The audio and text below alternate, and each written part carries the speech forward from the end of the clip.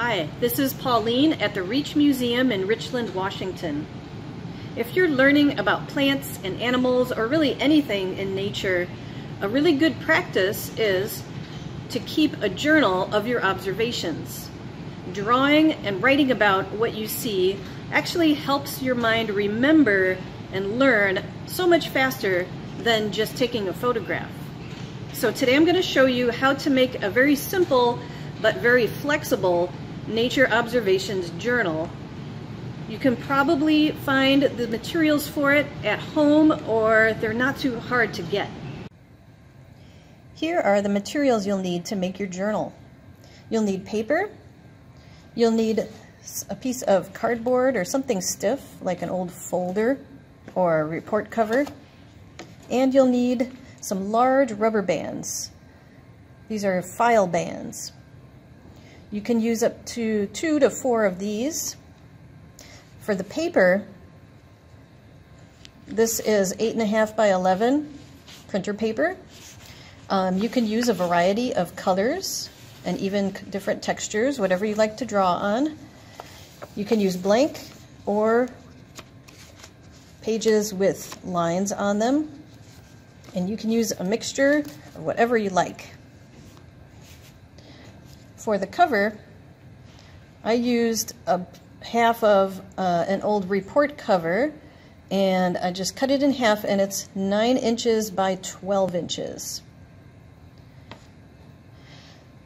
Start by stacking up your paper in whatever order you like, and make stacks of about 8 to 12 sheets. Each stack is going to be folded in half so that the pages are all nested together. And again, just look through and make sure that they're in the order you want them. If they're not, you can always change them and rearrange them later. Each stack that's folded together, in bookmaking we call that a signature. And your journal can have, you'll be able to fit probably 2 or 3, maybe even 4 signatures in your book. Once you have your signatures, get your cover ready. You can fold your stiff card in half, cut off any parts that you don't want, like I might cut that part off. And if you'd like to decorate it, now is a good time to do that.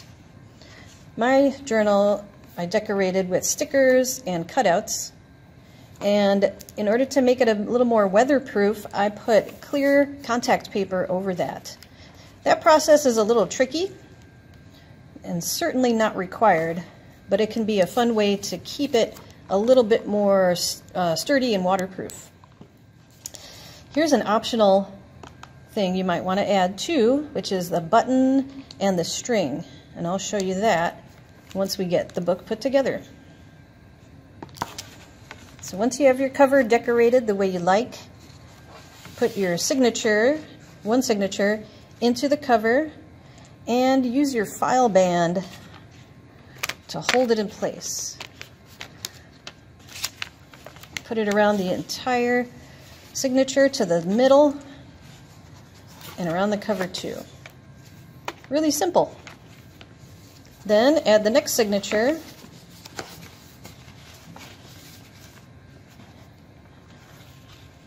And wrap your file band around the whole thing to keep it in place. Like I say, you can fit probably 2 or 3, maybe even 4 signatures in your book. Now if you want to, you'll notice that it doesn't want to stay closed. So if you want to keep it closed, what you'll need to do is punch a hole in either the front or back cover near the edge, and get a large button and some string, about 18 inches of string. You'll tie the string onto your button and then pass it through the hole so that the button is on the outside. And then when you're ready to close up your book, all you'll do is wrap it around and wind it around that button, and it will stay closed. I also want to show you, if you want to add pockets, here's a couple ways to do it.